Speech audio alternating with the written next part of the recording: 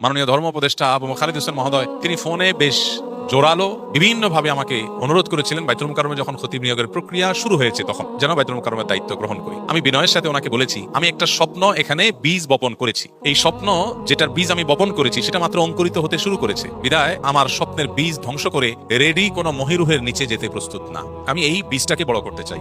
দেশে আসার পর থেকে, সৌদি আরব থেকে দেশে আসার পর থেকে এক জায়গাতে জমা পড়াই চিটাগাং রোডের ভূমিপল্লী মসজিদে। সেখান থেকে জুমার নামাজের জিম্মাদারি এটা ছেড়ে এই জায়গায় এই মসজিদে আমরা জুমার নামাজ আদায় করব, এই স্বপ্ন পরিকল্পনা বহুদিনের, এবং এই পরিকল্পনা আমাদের বাস্তবায়ন করার যে উদ্দেশ্য সেটা মূলত আপনাদের যে পারপাস সে পারপাসটা সার্ভ করার জন্য।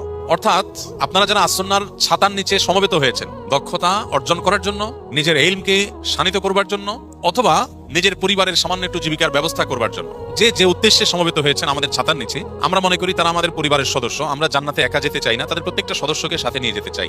আর এই তাগাদা থেকে, এই অনুভব থেকে আমার 7-8 বছরের জুমা পড়ানোর সেই মসজিদ তাদেরকে হাতে পায়ে ধরে বুঝিয়ে সেটা থেকে বাদ দিয়ে এসে এখানে জুমা আদায় করছে। উদ্দেশ্য যে জুমার দিন আপনাদের সাথে কিছু কথা বিনিময় হবে, আপনাদের সাথে দিনের কিছু বিষয় শেয়ার করা হবে, তাতে আমারও লাভ হবে, আপনাদেরও লাভ হবে। এটা হলো উদ্দেশ্য। আমরা যখন প্রথম এখানে জুমা পড়ি, রমজানের প্রথম জুমা, সেদিন গুলশান আজাদ মসজিদের কমিটির একজন দায়িত্বশীল এসেছেন। তিনি এসে আমাকে জুমার পরে অনুরোধ করেছেন বিনয়ের সাথে, একই অনুরোধ গুলশান আজাদ মসজিদে ডেকে ওনারা ওনাদের অফিসে বসে আমাকে অফার করেছেন, আর আমাদের অফিসে বহুবার এসেছেন। সম্ভবত সর্বশেষ চেষ্টা হিসাবে তারা যখন দেখছেন এখানে জুমা শুরু করে দিচ্ছি আমি, তখন প্রথম জুমায় তারা এখানে এসে আমাকে বিনয়ের সাথে অনুরোধ করেছেন শেষবারের মতো বিবেচনা করবার জন্য যেন অন্তত মাসে একটা জুমা গুলশান আজাদ মসজিদে পড়াই। আমি বিনয়ের সাথে বলেছি এমনিতেই সফরের কারণে নানা কারণে সব জমা থাকতে পারি না, এখানে আমি আমার আসন্নার ছায়ায় ছাতায় আসা মানুষগুলোকে আমরা আর কিছু দিতে পারি বা না পারি, তাদের দিন যেন তাদের দিয়ে দিতে পারি, এই চেষ্টার অংশ হিসেবে আমি জুমা এখানে পড়াবো। আপনি তো গুলশান আজাদ মসজিদের জন্য বলছেন, এর আগে মাননীয় ধর্ম উপদেষ্টা আবু খালিদ হোসেন মহোদয় তিনি ফোনে বেশ জোরালো বিভিন্নভাবে আমাকে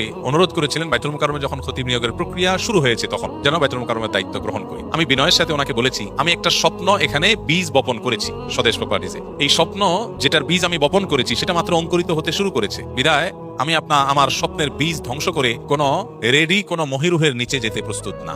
আমি এই বীজটাকে বড় করতে চাই। এই কথাগুলো বলার উদ্দেশ্য হলো যে আমাদের ভূমিপল্লী মসজিদে যেখানে নামাজ জামাত দাঁড়াতো 1:30 কখনো কখনো 1:40 হয়ে যেত, সেই মসজিদে অর্থাৎ 1:40 যখন জামাত শুরু হতো সেখানে 10:30, 10:30, 11টা এর মধ্যে মসজিদের নিচতলার টয়টম্বর পূর্ণ হয়ে যেত। সারা দেশের বিভিন্ন জেলা থেকে মানুষ এসে অপেক্ষা করত, এবং ওয়াক্ত হওয়ার আগে অনেক সময় নিচে জায়গা পাওয়া কঠিন হতো, হলেও পেছনে এরপর দোতলা জায়গা থাকে। এই কথাগুলো আপনাদের বলার উদ্দেশ্য হলো আমি এত কিছু বাদ দিয়ে এই মরুভূমিতে নামাজ পড়ছি আপনাদের জন্য। অতএব আপনাদের এই সময়টাকে সর্বোচ্চ কদর করার চেষ্টা করা এটা হলো কর্তব্য, এটা হলো প্রত্যাশিত। আমি কি বোঝাতে পেরেছি? স্কিলের ভাইদেরকে বলবো যারা প্রশিক্ষণার্থী, তাদেরকে বলবো যারা এখানে স্কিল ডেভেলপমেন্টের জন্য এসছেন, সাথে যদি আপনি দিন নিয়ে যেতে পারেন তাহলে সেক্ষেত্রে এটা হবে আপনার সবচেয়ে বড় ডিল।